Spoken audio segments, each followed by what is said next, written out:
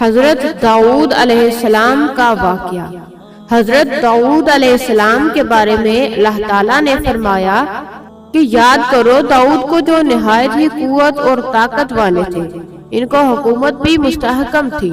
اللہ تعالیٰ نے داؤد کو زمین پر خلیفہ بنایا اور حکم دیا تھا کہ اگر لوگ آپ کے پاس کوئی معاملہ لے کر آئیں تو انصاف کے ساتھ فیصلہ کریں۔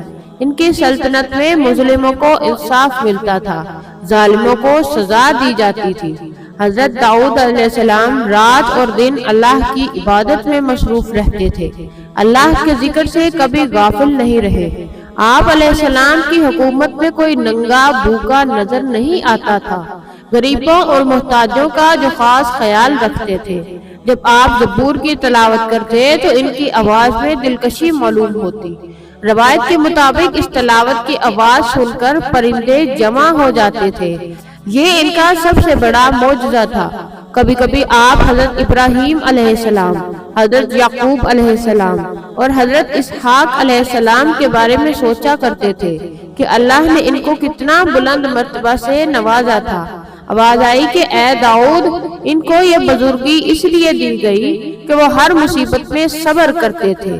تو حضرت داؤد علیہ السلام نے کہا کہ میں بھی مصیبت میں صبر کروں گا تاکہ میں اللہ کا محبوب بندہ کہلاؤں۔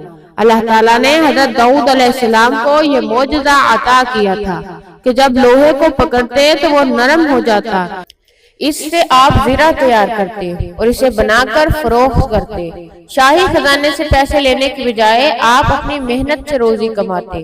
حضرت داؤد علیہ السلام کی بنائی ہوئی زرہیں لوگ شوق سے خریدتے اور دشمن پر فتح حاصل کرتے۔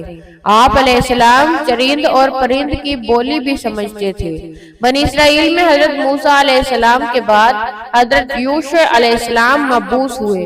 انہوں نے کئی جنگیں لڑی اور ہر جنگ میں دشمن پر فتح حاصل کرتے تھے، اس لیے جنگجوؤں کو فخر تھا، وہ اکڑ اکڑ کر چلتے تھے۔